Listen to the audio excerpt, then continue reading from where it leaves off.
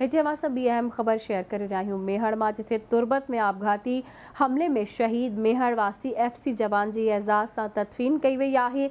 FC जवान अली बाकर जो मड़ ॻोठ बख़्श लाखे रांदो वियो। सलामी ॾेई तदफ़ीन कई वई। FC जी गाॾी ते 3 ॾींहं अॻु तुर्बत में आपघाती हमलो कयो वियो हो। हिकु भेरो ॿीहर तव्हांखे अहम ख़बर खां आगाह करे रहिया आहियूं। मेहर में तुर्बत में आपघाती हमले में शहीद मेहर वासी FC जवान जे एज़ाज़ सां तदफ़ीन कई वई आहे। FC जे जवान अली बाकर जो मड़ ॻोठ बख़्श लाखे रांदो वियो। सलामी ॾेई तदफ़ीन कई वई आहे। FC जी गाॾी ते 3 ॾींहं अॻु तुर्बत में आपघाती हमले में शहीद थी वियो हो।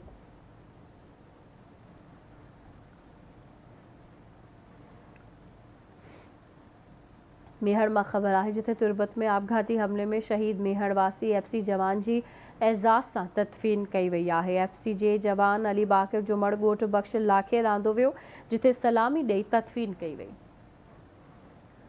तफ़सील मालूम कयूं था। असां सां लाइन ते मौजूद आहे आवाज़ न्यूज़ जो रिपोर्टर मंज़ूर महेसर।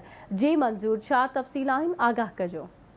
मैं ॿुधाईंदोमांव त बलोचिस्तान जे तुर्बत शहर में 3 ॾींहं अॻु ख़ुदकश हमले में शहीद थियल FC जवान अली बाकर जो पाकिस्तानी झंडे में विढ़ियल लाश मेहर भरिसां ॻोठ बख़्श लाखे रांदो वियो, जिथे केसि फ़ौजी एजाज़ सां सलामी ॾेई मिटी मां हवाले कयो आहे। मालूम थियो आहे त FC जी गाॾी ते 3 ॾींहं अॻु तुर्बत में ख़ुदकश हमलो थियो, जंहिंमें हिकु मेजर समेत 3 ॼणा शहीद थिया। 28 साल अली बाकर गुज़िरियल 10 सालनि खां FC बलोचिस्तान में मेडिकल कोर में डिस्पेंसर नौकरी कंदो। FC ख़ुदकश हमले जा CCTV फुटेज पिणु शहीद जे वारसनि सां शेयर कया विया आहिनि। अली बाकर जे लाश खे कोटिया खां कराची जहाज़ रस्ते आणण बैदि सुबुह सवेल मेहर भरिसां ॻोठ बख़्श लाखे रांदो, जिते फ़ौजी शहीद जवान जे जनाज़े में वॾे तादाद में इलाइक़े वासियुनि शिरकत कई आहे, जॾहिं इलाइक़े में पंहिंजो सोगवारी माहौल छायल आहे। हिन वक़्तु जेको शहीद जवान हुनखे मिटी मां हवाले कयो आहे। जी ठीकु आहे मंज़ूर, वॾी महिरबानी अवां जी अपडेट करण लाइ।